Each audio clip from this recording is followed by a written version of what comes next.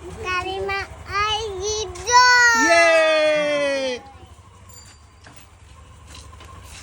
রাধে রাধে বন্ধুরা, শুভ সকাল ও শুভ দীপাবলি। অনেক শুভেচ্ছা তোমাদের সকলকে। আলোর উৎসবে আলোয় আলোকিত হয়ে উঠুক তোমাদের সকলের জীবন। মা কালীর কৃপায় আমাদের সকলের জীবনে সুখ শান্তি ভরে উঠুক এবং বিপদমুক্ত হোক আমাদের সকলের জীবন।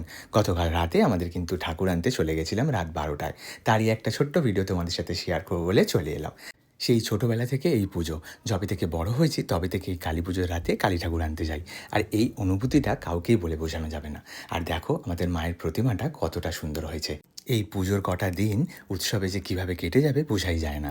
তাই তোমাদের সকলকে বলবো যতটা পারবে মজা আনন্দ করে নাও, কারণ এই কটা দিন আর ফিরে আসবে না, আবার একটা বছরের অপেক্ষা।